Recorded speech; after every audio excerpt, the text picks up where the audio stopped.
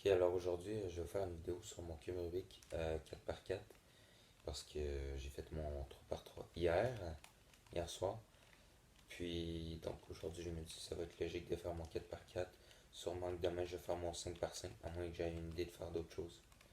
Que, pour vous dire, là, en ce moment, il est bientôt minuit. Je suis super fatigué. Dans le fond, je vais vous faire le 4x4, mais je ne donnerai pas les formules comme pour le 3x3 parce que ça va être beaucoup trop compliqué là, puis j'ai pas les caméras et tout pour faire ça. Donc je vais vous le faire, je vais vous dire les étapes, par contre je vais pas vous donner les formules. Ok, alors la première étape, en fait la première chose à faire, ça va être de le mélanger. Euh, Rendu dans les gros cubes, c'est souvent la partie la plus chiante parce que c'est long, puis tu dois t'assurer que tout soit mélangé, qu'il n'y ait pas une face pleine, peu importe là, que vous allez devoir commencer par faire ça. Euh, Ensuite, je dois vous expliquer. Le 4x4 n'a pas de centre fixe. Donc, c'est vous qui devez tout d'abord faire les centres sur chaque face. Et ensuite, de déterminer quelle couleur va de quel côté. Donc, comme sur tous les cubes, le jaune est à l'inverse du noir. Puis ensuite, vous avez toutes les autres couleurs autour. Donc, vous avez le vert, à gauche le rouge, à gauche le bleu, puis à gauche le orange. Donc, ça va être ça quand vous gardez le noir en dessous, en fait. Donc, ça va être ça pour commencer. Euh, En fait, pour les centres, il n'y a pas vraiment de formule. C'est vraiment à vous d'essayer d'y aller par instinct. Pas mal comme le cube Rubik 3x3. Puis c'est la même chose pour le 5x5. En fait, tous les centres, c'est toujours la même chose. Moi, je commence toujours par le noir. Puis si vous voulez faire le jaune ensuite, comme ça il va juste le contour à faire. Euh, c'est la partie la plus courte habituellement, c'est pas supposé prendre de temps.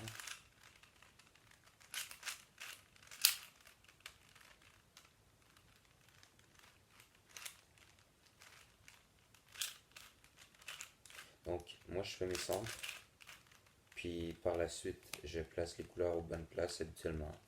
Euh, Sinon je le fais automatiquement en le commençant.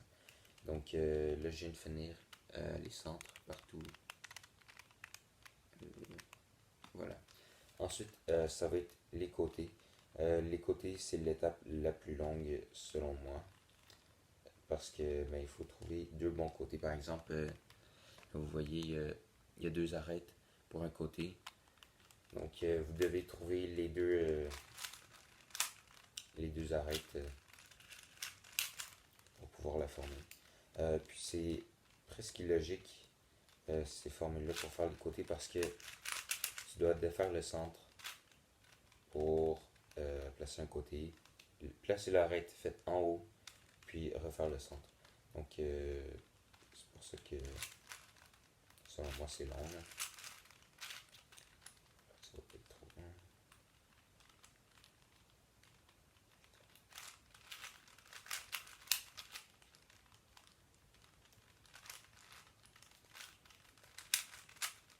Puis, c'est surtout les trois derniers côtés, en fait, euh, qui va être le plus long. Pour ma part, j'ai trouvé par moi-même comment faire les trois derniers. Parce que je veux pas, à la fin, si vous les faites toutes, il va en rester un, puis tu peux pas juste en régler un par lui-même, à moins que tu aies une super longue formule.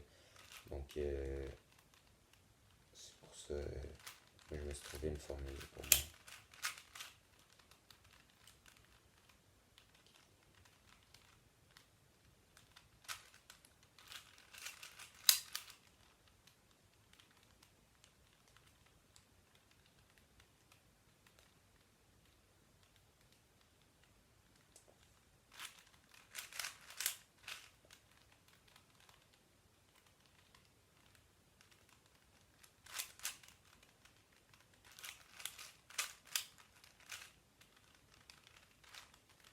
Ce sera pas bien long.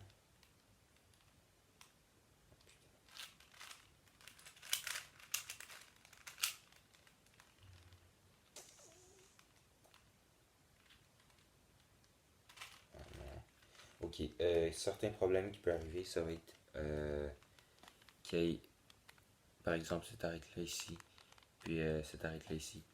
Ces deux arêtes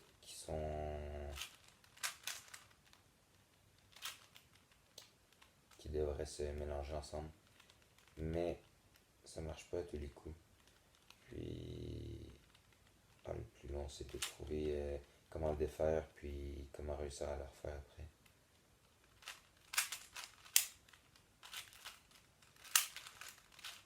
Ok, donc là j'ai fini tous mes côtés.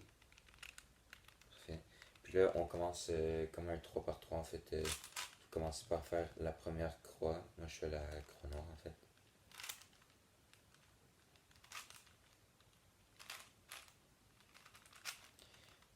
Par la suite, vous placez vos coins. Euh, Moi en fait quand je suis capable, j'essaie d'y aller avec la méthode, je sais pas si je vais bien prononcer, je pense que c'est Friedrich, quelque chose comme ça. En fait, ça place les coins et la première arête de la première croix ensemble, du premier coup, juste quand je suis capable en fait que je le fais. Comme ça, on sauve à peu près une étape.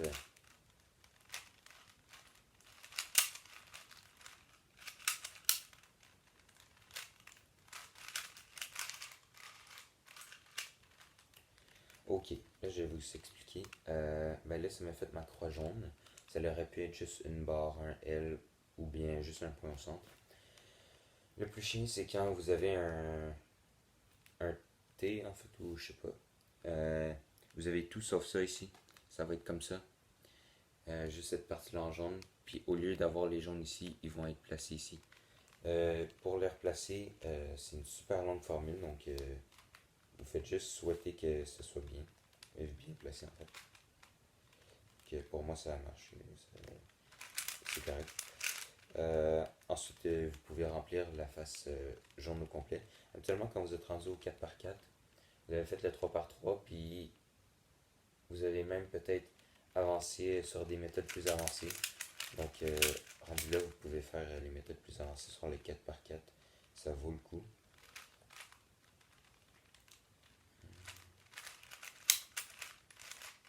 Donc, après avoir fait la face jaune, on place les arêtes aux bonnes couleurs, au bon endroit. C'est ce que je viens de faire. Puis par la suite, il peut y avoir une dernière parité. Ça va être d'avoir deux coins inversés. Euh, Selon moi, c'est une formule assez facile à retenir. J'aimerais juste mes derniers coins à placer. Et c'est fait. C'est tout fait. Ok, je pensais que ça allait prendre plus de temps à filmer. Donc, j'ai fini pour mon 4x4. Donc, j'espère que vous avez apprécié. Si oui, abonnez-vous. Puis, c'est ça. Ciao. Et bonne nuit, c'est ça.